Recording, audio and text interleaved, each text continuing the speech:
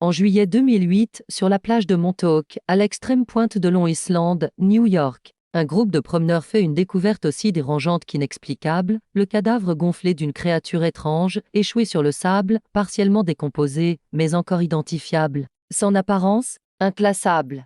Pas de poils, une gueule carnassière, dame dents pointues, une peau rose et nue, et surtout, une morphologie qui ne correspond à aucun animal connu avec certitude. Rapidement, les photos prises sur place font le tour d'Internet. Les blogs s'emparent de l'affaire. Les tabloïds new-yorkais relaient les clichés. On le baptise le monstre de Montauk. Très vite, les hypothèses s'enchaînent.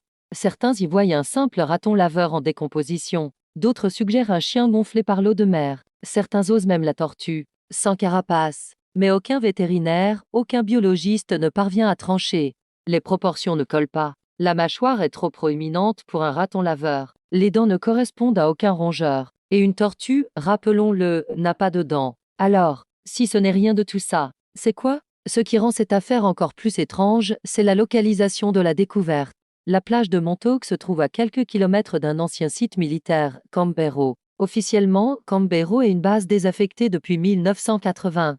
Mais selon de nombreuses rumeurs relayées par d'anciens employés, des lanceurs d'alerte et plusieurs chercheurs indépendants, ce site aurait été le théâtre d'expériences secrètes menées par le gouvernement américain sous un projet connu sous le nom de Montauk Project. Ce projet aurait inclus, selon ces témoignages, recherches sur le contrôle mental via ondes électromagnétiques, la création de portails spatio-temporels et surtout, des expériences génétiques sur des humains et des animaux. Un mélange explosif entre science, militaire et secret défense.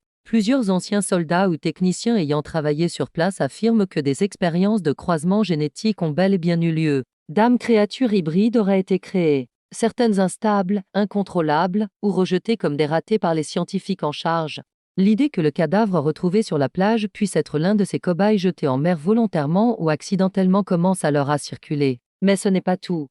Témoin affirme que des hommes en costume seraient venus chercher le corps de la créature quelques heures seulement après sa découverte. Ni police, ni biologiste indépendant. Juste une saisie rapide. Et plus aucune trace. Aucune autopsie. Aucune analyse publiée. Aucune suite donnée par les autorités. Résultat, le mystère ne fait que s'épaissir. Et dans l'ombre du silence officiel, les spéculations explosent. Les amateurs de cryptozoologie voient là la preuve d'une créature encore inconnue. Les partisans des théories du complot y voient la confirmation d'un programme militaire incontrôlé. Et les plus sceptiques, un canular brillamment orchestré pour manipuler l'opinion. Mais la vraie question, la plus dérangeante, reste en suspens. Pourquoi un simple cadavre d'animal aurait-il été retiré aussi vite? Sans enquête, sans autopsie, sans transparence.